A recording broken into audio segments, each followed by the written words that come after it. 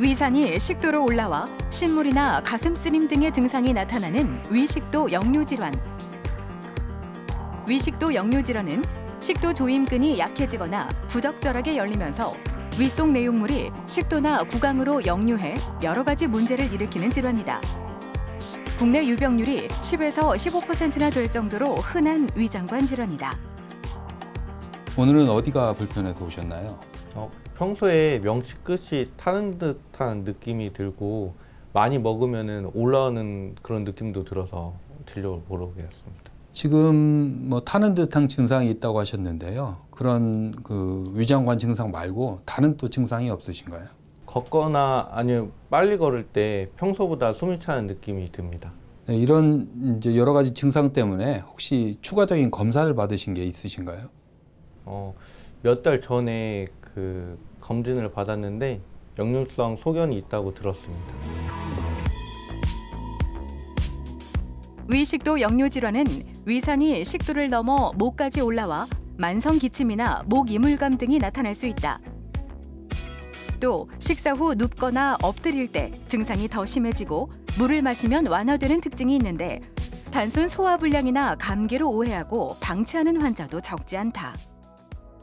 이 환자는 평소에도 넘어오는 증상 등이 있어서 저희에게 내어놓은 환자인데요. 좀 특이할 만한 사항은 평상시에는 괜찮은데 운동을 하거나 걸을 때 숨이 차다는 증상이 같이 있었습니다. 이런 경우에 있어서는 위식도 역류 질환도 있고 거기에 이제 식도열공 탈장이 같이 동반된 상태로서 수술적인 치료로 이제 치료 효과를 볼 수 있는 그런 환자가 되겠습니다. 위식도 역류질환이 의심되면 내시경 검사를 시행한다. 위산 역류로 인한 식도염의 정도와 동반된 합병증의 유무를 확인해 필요시 약물 치료를 진행한다. 위식도 역류질환을 제대로 치료하지 않고 방치하면 궤양이나 출혈을 유발할 수 있고 반복될 경우 식도 협착이나 발액식도 등이 생길 수 있다. 오늘은 어디가 불편해서 오셨나요? 제가 평소에도 속이 많이 쓰린데요. 특히 배가 고플 때 속이 많이 쓰려요. 헬리코박터균에 감염이 됐다라는 말을 또 들어보신 적이 있나요? 아니요, 제가 내시경 할 때는 한 번도 들어보진 못했거든요. 네. 그러면 혹시 평소에 술은 어느 정도 하시나요? 일주일에 2번 정도 하고 있습니다. 요즘 감기약이나 아니면 진통제 같은 것을 복용하신 적이 있으신가요? 아니요. 진통제 먹은 적 없습니다.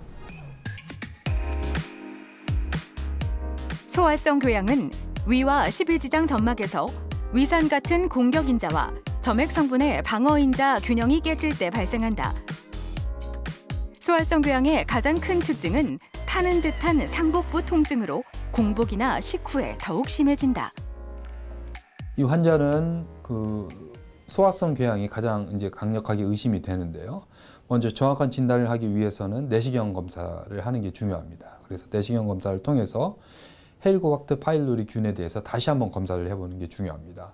왜냐하면 위궤양이나 소화성 궤양의 가장 큰 원인은 헬리코박터 파일로리 균의 감염, 그리고 다양한 형태의 진통소염제의 복용이 있습니다. 그래서 이러한 유무를 확인을 하고 여기에 맞춰서 이런 위험인자를 제거하는 것이 치료의 시작이 되겠습니다.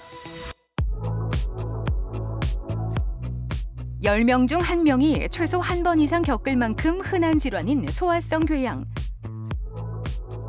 소화성 궤양은 위 내시경으로 진단한다. 필요시 조직 검사를 통해 위암과의 감별이 필요한데 위암의 일부는 위궤양 형태로 나타날 수 있어 정확한 진단이 중요하다. 드물게 약물이나 내시경 치료로 조절되지 않는 합병증이 발생할 경우 수술 치료가 필요할 수 있다. 위장관 질환들은 다양한 증상들이 있고요.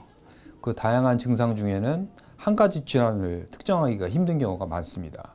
특히 이제 소화성 궤양 같은 경우에 있어서는 진단을 정확하게 하고 그랬을 경우에 치료 효과가 좋고, 또 적절한 시기를 놓쳤을 때는 위암 등이 같이 이제 발생한 경우가 있기 때문에 정확하게 진단을 해서 적절히 치료하는 것이 중요하다고 할 수 있습니다. 위장관 질환은 평소 생활 습관과 비만 그리고 식생활의 영향을 많이 받는다. 커피나 음주, 흡연 등은 증상을 악화시킬 수 있고 식후에 바로 눕는 습관 역시 개선하는 것이 좋다. 현대인에게 그림자처럼 따라붙는 위장관 질환. 습관의 작은 변화로 떨쳐낼 수 있다.